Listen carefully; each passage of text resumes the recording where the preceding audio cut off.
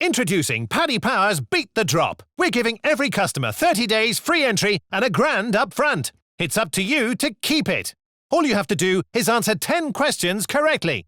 Play now at beatthedrop.paddypower.com. Light the candle, Tiger! Hi there, a warm welcome to the Racing Post Golf Postcast. Bruce Millington, Steve Palmer and Paddy Powers. Ian McLaughlin looking back on last weekend. Another successful one if you followed Mr Palmer, and hopefully he will follow up 3 tournaments, the Australian Pga. We've got the Target and we've got the Mauritius Open. So, plenty to get stuck into. We'll look back before we look ahead though, Steve. You had a bit of a wobble the week before, didn't you? Hit the bar on a few occasions, but it was pretty good last week, wasn't it, all told? How much did you trouser?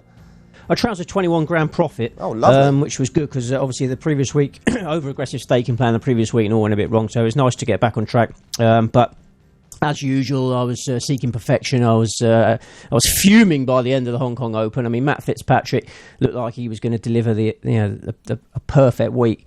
But all went wrong on the 17th hole. Did you see the closing stage of the Hong Kong Open? I did see it, yeah, I did. Rye was very solid, wasn't he? Didn't miss a thing, did he?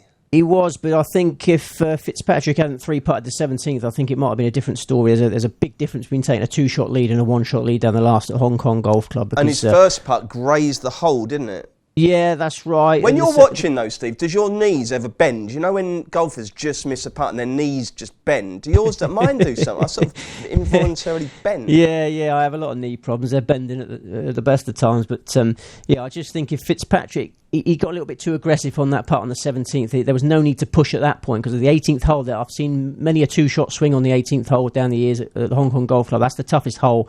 And I think if Rye was going up that final hole with a 1-shot lead, I think it would have been a different story. But we mustn't grumble. The World Cup was incredible, wasn't it? Yeah, the World Cup was excellent. Yeah, we had the first and second there. And had the Australia Fitzpatrick each way double. I didn't make the same mistake I made the previous week. If you remember, I had Rahman Simpson win only at Australia and Fitzpatrick each way double, and that delivered 11 of those bags. So it was a good week. 4 selections, second and third and first and second. You got to be happy. But I'm just chasing absolute perfection at the moment. So the quest continues. Excellent. And Ian, we had the old novelty event last Friday as well, didn't we? Tiger v Phil. Steve almost called it. He said back Phil to be leading after 9 holes and Tiger to win it, and it almost copped, didn't it? Was there much betting interest in that, Ian? It did. It started to really, once it got onto Sky, the turnover kind of really started to chug along. Now, geez, the standard of golf wasn't the best. God, they were slapping it around. I think level par versus +1 after through 18 holes. And then, I don't know if you saw the farcical scenes that was happening in the playoff hole where they had to cut the new hole on the side of the green, go back to the putting green to tee off from there 95 yards. And had to do that 4 times. And I'm sitting there in the office on my own about, I think it's 1:15 when they get onto the 22nd hole. Jesus all your mates Christ, are down the pub. That's it. You're coming down. Well, I don't know. I could be here fucking all night. Or God knows what.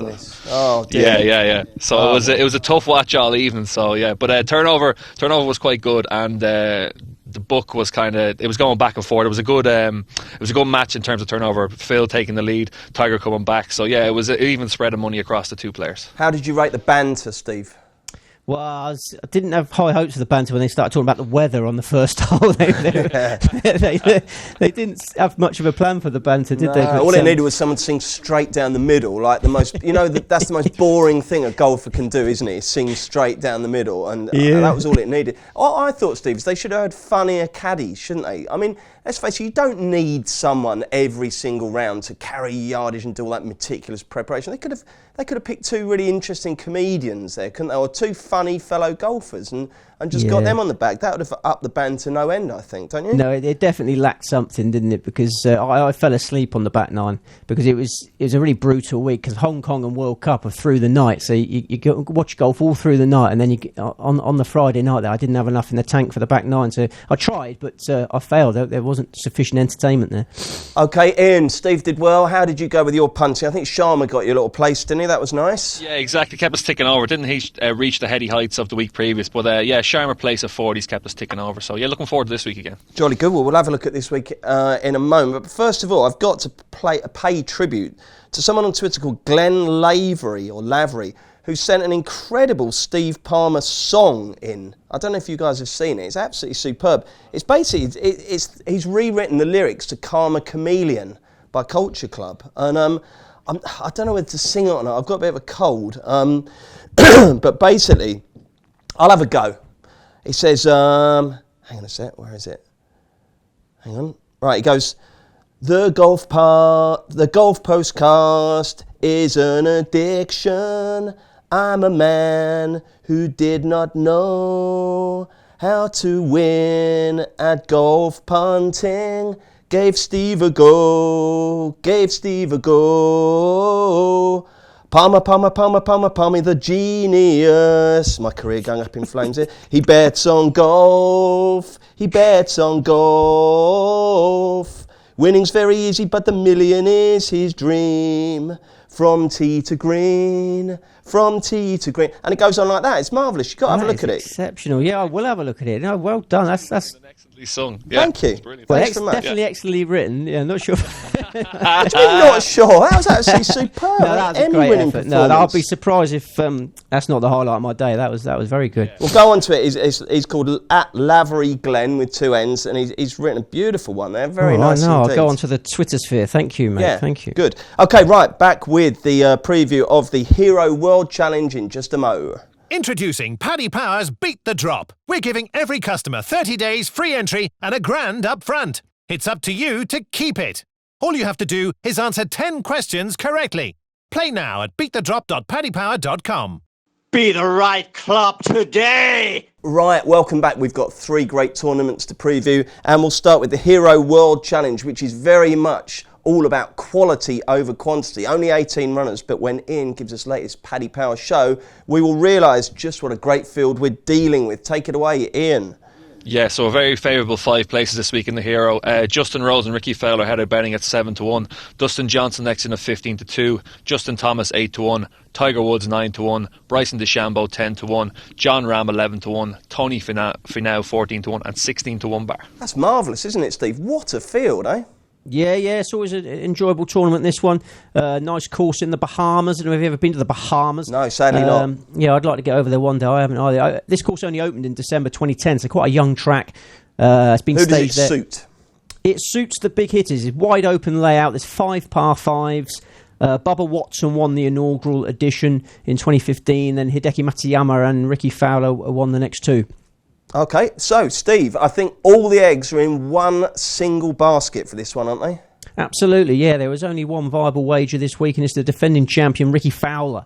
I think Fowler is highly motivated for this one. This is an important tournament for him. He's not tasted victory since he won this by 4 shots last year. I think at this time of the year, most of the elite players have got their eye on the Christmas puddings, not putting in the practice. But I think Fowler's desperate to avoid a 2018 blank. And he knows he owns this course. He signed off with a 61 to destroy the field last year. An absolutely incredible round. And it was a round that was coming because he was 3rd in the previous 2 Heroes at Albany. His scoring average there is 67.66. He's 52 under par there for 216 holes. So massively course proven. At the start of November, he had a week with his coach Butch Harmon at the Shriners Open. Honing his swing, and he closed with a 63 there for 4th place. Had another decent November outing in the Mayakoba, finished 16th. So I like the way he's building towards this title defence. And if you start digging through the rest of this field, there's 8 debutants. And once you start, easy to pick holes in the others, and I just can't pick holes in Fowler. Okay, anyone else you like, or are you not you're just going to be Fowler all the way? Yeah, I'm Fowler all the way. I think Justin Thomas is dangerous, but he's had a month off. He's a bit rusty. Dustin Johnson, he's obviously got the tools to destroy this course, but he's not been firing on all cylinders. His brother got married at the weekend, so I doubt he'll be caddying for him. Justin Rose is probably the biggest threat, but interesting situation with Rose. There's a lot of talk on the circuit. I've got pretty reliable sources that he's switching his clubs in the new year to Honma, a Japanese company. So the reason that he missed the DP World Tour Championship the other day is because he'd been doing club testing.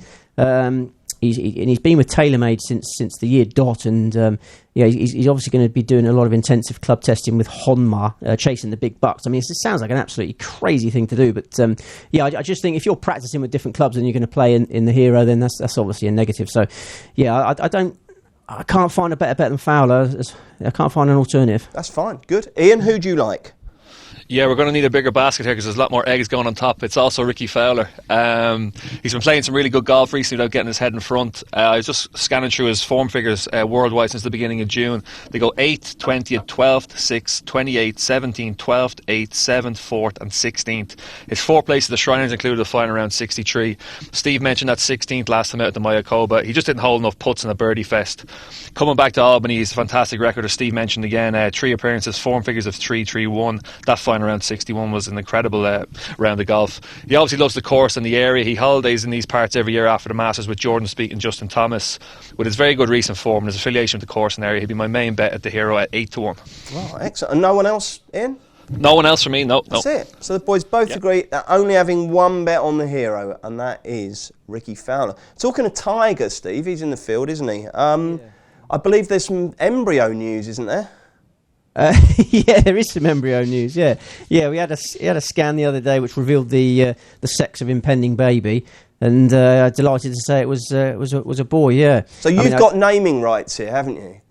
I love the way you're saying that. Yeah. I think I have. Yeah, if you're listening, Nicola, I think I have, because Grace was number one choice of Nicola for our first, our daughter, and I like the name as well, to be perfectly frank. It's a pretty lovely name. But are we unanimous still verdict, going with Fabio Tiger? Tiger Fabio Palmer is on the agenda now. I mean, I gave a Tiger fist pump when I got the news on at the scan. It was quite an embarrassing moment, actually. I tried to stay all calm and diplomatic. I don't care what it is, and as long as it's healthy. But then when the time came, I released a Tiger fist pump in front of the scanographer, whatever you call them. And she wondered what the hell was going on. So I think it would be appropriate to call the baby Tiger Fabio Palmer. I thought it was Fabio first. No, Tiger first. But yeah, Nicola's fuming. Like every time I bring up the subject, it's face like thunder. So I don't know, it'd probably be Rupert or something. Okay, right. That's that. We've done that tournament. Let's do the Mauritius Open next. Introducing Paddy Power's Beat the Drop. We're giving every customer 30 days free entry and $1,000 up front. It's up to you to keep it. All you have to do is answer 10 questions correctly. Play now at beatthedrop.paddypower.com. Oh, baby. Welcome back, Bruce Millington, Steve Palmer and Ian McLaughlin of Paddy Power. We are looking ahead to the Afrasia Bank Mauritius Open, a course called Anahita at the Four Seasons in Mauritius. Steve, you're in lovely Mauritius earlier this year, but I believe you're far too under the thumb to have got a game of golf. So do you know anything about the course? Yeah, I know enough about the course. Yeah, it's been used only once for this tournament before, 2016, but it's also hosted the Mauritius Masters, which is a 54-hole invitational Pro-Am from 2010 to 2016. A third of the course plays directly alongside the ocean. It's a beautiful setting, but obviously the wind can play a major role. Scoring very poor in 2016 because it was howling, but the breeze is not forecast to be anywhere near as bad this week. Very, very wide fairways there to be attacked. Okay, before we get the tips, let's get the betting in. Yeah, 7 places this week in Mauritius. Dylan Fratelli heads the betting at 9-1. Jordan Smith next in at 12-1. Nicolas Cole starts 16-1. Victor Perez 20-1. Matthias Schwab 22-1. Roman Langas 22-1 and 25-1 bar. And how many baskets you going with, Ian, for this one?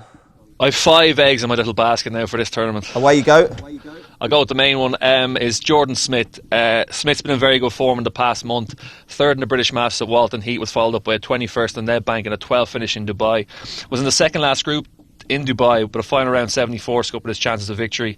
He's taken a marked step down in grade this week in Mauritius. The Four Seasons course measures around 7,400 yards. It's going to get plenty of rain from now until the tournament starts. Obviously going to make the course play super long. Smith can really send it out there. Looking back through his previous season, his only European Tour win came in a long, rain-softened golf course. That was at the Green Eagle course in Germany for the Porsche European Open. I have him personally much closer to tournament favourite Dylan Fratelli at the head of the betting. I think 16-1 looks an excellent bet this week. Okay, and Steve, who's your main one? Well, I've got 6 eggs in this tournament. I've got 9 selections this week in total across 3 tournaments. Nicolas Cole Sart's number 1 selection in Mauritius. He calls Mauritius his second home, been visiting the island since 1997, became the touring pro for 4 seasons in 2010, so he knows this course intimately, regular visitor. He won the inaugural Mauritius Masters in 2010. He was fourth in the Mauritius Masters in 2015. And in the 2016 Mauritius Open, he carded a course record 65 on his way to third place. So even though conditions weren't perfect for him in 2016 here, he finished third. I think this week it's better for him. Calmer conditions, soft course, as Ian mentions. He can unleash his enormous power to great effect. And he's found form at the perfect time. 10th place in the Dunhill Links at the start of last month was encouraging. And his November form figures are 14.35, 52.14. And last week he topped the greens in regulation stats in Hong Kong. I mean, that's an absolutely jaw-dropping statistic for Cole Sart. That's not his track at all. That's not his track at all. The previous time he played there, he missed the cut by 6 shots. For Cole Sart to top the greens in regulation stats there and exude such control, a tight, fiddly course like that, it really bodes well for the future. And he closed with a 65 on Sunday. Everything points to Cole Sart this week. There's been a lot of players ending long victory droughts lately, and they're Westwood, Kuchar, Willett, Charles Howe. I think it's the turn of Cole Sart. If a half decent week of putting, and slow greens this week will help him, and I think Cole Sart wins this. Has he been struggling with the old big dog all year though? I mean, or has that not been his problem? No. It just feels like he's taken a couple of backward steps this year, no? Cole Sart's putting is an issue, but these are greens he knows very well. I think he'll dominate from tee to green. I think he'll beat the field up from tee to green. If he holds his share of putts on the greens, then I think he wins. Okay, so Cole Sart's is Steve's main tip. Jordan Smith is Ian's main tip. Ian has 4 other selections. Rattle through those, my friend. Yeah, sure. There's a couple of next best and then 2 outsiders. So the 2 next best, first one is Victor Perez. Perez is a long hitter who's graduated from the Challenge Tour to the main tour in October. Finished third in that order of merit. Kicked off his 2019 European Tour season with an excellent third last week at Phang Ling. Much like Cole Sart, that course will not have played to his strengths at all, so that piece of form can be marked up, coming to a course and setup that should really suit him. He was as big as 40 to 1 the start of the week, so he's eventually been found in the market, but in this level of field I'm still happy to go with 25 to 1. The next best is Nicolas Cole. Next best 2 is Nicolas Cole Sart's. As Steve says, bases himself in Mauritius in his off season. Has openly said he loves the Four Seasons course, his favourite course in the whole area. He certainly backed up that statement with a third in 2016. 14th last week, as we mentioned, in Hong Kong. Like Perez, Phang Ling will not suit his effortless power. I feel, like Steve, he could pick apart a soft and long Four Seasons golf course. Looks one of the better each-way propositions this week at 25 to 1. First outsider is Xander Lombard. Having a patchy enough season, 6th in the Irish Open, a highlight in the European Tour. Won on the Sunshine Tour in August and was 4 2 weeks ago on their season finale, so the game looks in solid shape. Another one who would be suited by a long and soft course. I thought 80 to 1 looked more than fair. And the second outsider is Travis Smith, a long-hitting Australian who had a good season on both the Australasian and Asian tours. Much like the other 4, he should relish the course setup. General price is 150 to 1. He'll complete my quintet this week. You two are in glorious agreement on a lot of these players this week, aren't you? Steve, who are your other 5 selections? Yeah, there's a lot of dual eggs here, isn't there? But next best is Romain Langasque. Langasque won at this course on Monday. They had a little Express Golf Tour Challenge event, a high-speed pairs event on Monday at Four Seasons. He won that with Clement Sordet. Langasque won on the Challenge Tour by 3 shots at the end of September. He finished 4th in his final Challenge Tour outing, and then 5th at European Tour Q School. So Langasque is absolutely buzzing, bursting with form, and his best European Tour finish ever came in last year's Mauritius Open. He finished 3rd. 4 more. Victor Perez, as discussed, finished 4th for driving accuracy in Hong Kong last week on his debut at the course, 5th for greens in regulation, finished 3rd in the tournament overall. Incredible debut on a course which doesn't suit. Won on the Challenge Tour at the end of October, finished 2nd in the Challenge Tour Grand Final, and he was 5th in the 2016 Mauritius Masters at Four Seasons. Bit of hidden form there. So we're going Cole Sart, Langasque, Perez as your main bets, and then you've got 3 at bigger prices. Xander Lombard, inconsistent South African youngster, lost a player for the Rocco 40 Open at a coastal track last year. Similar course to this. Got off the mark on the Sunshine Tour. Joint first at European Tour Q School the week before last. Clement Sordet, as mentioned, joined forces with Langasque on Monday. Shared the winner's check. Sordet is attached to the other Mauritius Open venue, the Heritage. He knows Four Seasons extremely well. And finally, Garth Mulroy. I mean, these tips are all in order of preference. If you can't stretch to 6, I won't hold it against you. But Mulroy has upped his game since turning 40 in July. 40 was a big landmark for a man, and a woman, I guess. I know that myself. And it seems to have had a very positive effect on him. He won on the Sunshine Tour a month ago. Flopped at Q School, but generally in fine fettle in, I think, Four Season suits. So, 6 against the field, but Cole Sart is the best of them, and Langasque and Perez are the next best. Has turning 40 helped you, Steve, do you think? Oh, well, things have been going pretty well, haven't they? Yeah. Perhaps a more well-rounded individual. I don't know. I wouldn't like to say. Not for me to say. Okay. Well, I've used plenty of descriptions you, Steve. Well-rounded has not been one of them yet, but you're getting there by the sound of it. Let's have a quick break and then we'll do the PGA. We'll do the Australian Pga Championship. Introducing Paddy Power's Beat the Drop. We're giving every customer 30 days free entry and $1,000 up front. It's up to you to keep it. All you have to do is answer 10 questions correctly. Play now at beatthedrop.paddypower.com. Give them the hole! Hi there, our third tournament that we're going to preview this week is the Australian Pga Championship. It takes place at the RACV Royal Pines Resort, which I believe is up in Queensland, so it won't be affected by the hideous weather that's been affecting Sydney. It starts, I guess, tonight. That's Wednesday, so you'll need to get your bets on fairly early. Steve, before we get the tips and the betting, what's the best way of following these Australian events, do you find? Good question. Yeah, it's a shame this one's not on the telly. I mean, this is just a case of leaderboards for me. Which site do you go to? I like Flash Scores. You know, Flash Scores. Yeah, I that's do. A good I like one. Flash Scores very much. But this is a European Tour event, so the European Tour website, notoriously problematic. But hopefully that'll be. I don't mind it. Hopefully it'll be firing all cylinders this week. Okay. So we should be able to follow it on our phones, but no pictures, no? Yeah, and if there were pictures, as you say, it'd be through the night. So you just, it's not a great tournament to be viewing, but a lot of punters, just like waking up in the morning and seeing that they've won lots of money, don't they? They do. Ian, when you wake up and you go and you fire up the app, do you go bottom of the leaderboard up or top down?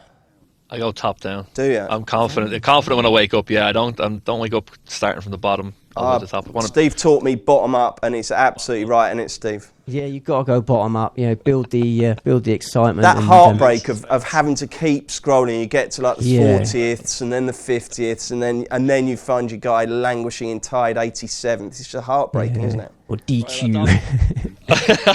I'll adopt that approach this week. Then Give I'll it a go go. bottom to top. It's Yeah, much bottom better. to top. But before you do that, Ian, how do Paddy Powell bet on the Aussie Pga? Yeah, so 6 places this week in the Aussie Pga. Cameron Smith and Mark Leishman joint favourites at 5-1. Harold Varner next in at 8-1. Jason Scrivener 18-1. Lucas Herbert 18-1. Adrian Otaegi 20-1 and 22-1 bar. And Steve, how many tips do you have for this one? Just 2. 2. Let's do them both now. Okay. The bookies made Mark Leishman slight favourite this week over Cameron Smith, but I thought the prices were the wrong way round. I think Leishman was disappointed in the World Cup last week. I mean, I did the shift last week through the night for 4 nights running and watched pretty much every shot that the Aussies hit. And Leishman was the weaker partner by a significant amount. He missed the Tiddler at the 16th on Sunday when they had a really good chance of winning the tournament. That was a criminal act. And Smith, in contrast, was brilliant for the most part. I think Smith really came of age last week. He was loving it. He was performing so well in front of home support in a World Cup. I think it was a big tournament for Smith, and I think he's just getting better and better. And his Aussie Pga form figures at Royal Pines are 35, 9, 5, 15, 1. He won it last year. He saw off Jordan Zunic in a playoff. So massively course proven. He's a Queenslander. He's the home state hero this week. He loves having his family and friends supporting him. He's clearly got his A game, playing one of his favourite tracks. Yeah, I think Smith is the man to beat. And who are you going to back that one up with? Terry Pilkadaris? No, Terry didn't make the staking plan, I'm afraid. They're just one man. Sean Crocker, also got a very good name. Promising 22-year-old American. He's just earned his European Tour card with a burst of brilliance on the Challenge Tour. He's finished third 4 times in the last 4 months on the Challenge Tour. And then in the final event, the grand final, he finished 5th. So incredible form. Last week you can forget about. Hong Kong... the morning starters in Hong Kong had the worst of conditions. He shot a 77 on day one, then shot a 66 the following day to miss the cut by a shot. I think Crocker's in great form, and he played Royal Pines last year as his debut, and he finished 7th. Massively inexperienced and finished 7th. So Crocker is the each-way alternative to Cameron Smith. Steve, as you know, we do love a silly named golfer, don't we? And I've been fascinated by a guy playing in these Australian events recently called Blake Proverbs. What an incredible name that is, isn't it? Yeah, they keep coming. Kipling wrote or something. The Blake Proverbs. Ian, how many tips have you got? Just one in Australia. It is Lucas Herbert. Had a very good season on the European Tour, finishing 47 on the Race to Dubai. Returning to Australia this week, where his record since the start of 2017 makes for nice reading. Form figures of 6-9, miscut 36-2, 6-7-3. Royal Pines looks like will play long enough this week. Herbert's one of the longest hitters on the European Tour. Finished 7th here in his second start last year. I think he's a much better player now than last year. He'll be my only bet this week, and he'll be a very confident one at 20-1. Ooh, blimey. Excellent. Good stuff, lads. So you're keeping it minimal for two of the tournaments and getting stuck in Mauritius.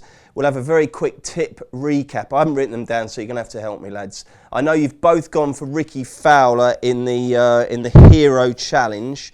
In Australia, Steve, you've gone for Cameron Smith and Sam Crocker. Sean Crocker. Ian's gone for Lucas Herbert. That's all nice and simple. And in Mauritius. Steve, give us your 6, just the names. Mauritius, Colsarts, Langask, Perez, Lombard, Saudet, Mulroy. And Ian, your 5. Jordan Smith, Victor Perez, Nicolas Cole, Xander Lombard and Travis Smith. And they are in order of preference. Steve, if you are only having one golf bet this week, what would it be? It would be the Ricky Fowler, Nicolas Cole, Sarts and Cameron Smith each way treble. Love # £1 million drop. # £1 million drop. Are you going for it? Yeah. How much do you have to have on to trigger the million? Well, the treble's £500,000, and the Fowler Carl Sarts double is. I've got the Fowler Carl Sarts double for £500,000 as well. So you have to have 1750 each way on the double, and you have to have 310 each way on the treble. Ooh, you've strapped on the old betting boots there, haven't you? Yeah, you've got to have a go. And when we say 1750, sorry, that's 1750, which, just in case you thought, oh, that sounds good, I'll win £500,000 for £17.50. That's not going to get it done. Rehearsal. It's not a dress rehearsal, Bruce. We've got to get this, got to get living. I guess not. Ian, are you going for a life changer this week, or are you going to be sensible? I'll be sensible, but I'll still go for it'd be a life changer for me. I'll go for about 40 grand, so it'll be Ricky Fowler, Jordan Smith and Lucas Herbert each way treble. I'm going to do both of those bets, and I'm going to wish you all the best of luck. Now then, next week we'll look back on the golfing year. We will preview the South African Open and the QBE shootout. Unfortunately, it's the last postcast of the year. We'll have a little break over Christmas and hopefully come back in the new year. We will also, chaps, I will be tapping you up for players to follow and maybe your best bet in the majors. So if you can get studying away on that, that would be fantastic. I'm back in the chair tomorrow for the football postcast. We've got racing on Friday. Frank Hickey, David Jennings and Paul Keeley join me to look ahead to the Ladbroke Trophy and the Fighting Fifth. And as I say, we are back next Wednesday for the final golf postcast of the year. So thank you very much for joining us today. Hope you join us next week as well. Introducing Paddy Power's Beat the Drop. We're giving every customer 30 days free entry and £1,000 up front. It's up to you to keep it. All you have to do is answer 10 questions correctly. Play now at beatthedrop.paddypower.com. Light the candle, Tiger!